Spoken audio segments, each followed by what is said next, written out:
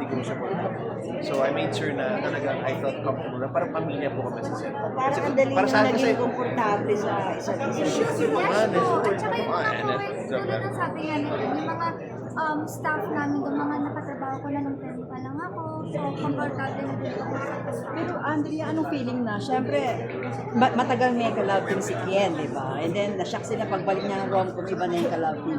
May mga na-experience ka ba na from other times, yung dati niyang ka-love team, na-pressure ka ba, nababash Wala ka ba? naman po. And how you handle it? And actually, wala po. Kasi hindi naman talaga ako nagbabasa. But if ever na meron, I respect naman na lahat tayo ay entitled natin ng opinions, and I respect that. And syempre napapanood ko din naman natin. Pero wala naman po sa akin.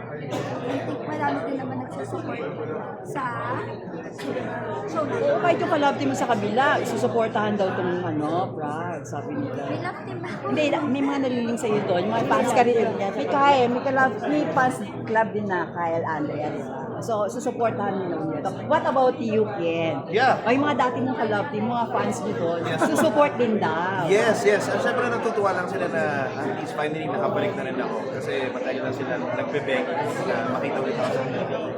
So, kaya ginawa ko po yung show na to. Gusto ko magpasaya na. Na-miss ka nila. Opo, kaya gusto ko sabi ko, sige, ito is isang malaking, ano ba to? Relief po sa ating mga kababayan, sa lahat ng mga fans na matagal na po naghihintay.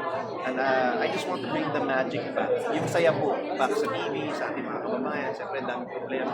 So I hope through our show, we can make kahit konting difference lang sa buhay po. Pero nabasa ko sa thread, ang comment ng mga fans, bumalik ka sa rom-com, sabi nila, ito daw yung best, dito ka daw best sa mga rom-com na dito ng film, na genre.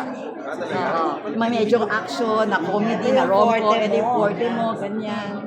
Lahat naman okay. Joke lang. Ito siguro yung pinaka-na-miss lang po. Palas ko na lang, Ken. Anong feeling na mas bata sa iyo yung ka-love team mo? Wala naman po. Ata naman din ako. Ha? Joke lang. Siyempre, feel ko nasasabay ko yung dahil sa kakulitan ko. And I'm just 20. Joke lang. 20 pa lang. Oo naman. Yeah, but it's really cool. It's really cool. I get to learn a lot from her. I think it's fine. I think it's really matter. Hindi ka naman masyado nahirapan. So ano? Hindi naman nagko-connect ng mga magkabay. So parang pareho lang din yung treatment ng sa mas batang katrabaho sa ka-age din. Yeah. Same lang din naman po eh.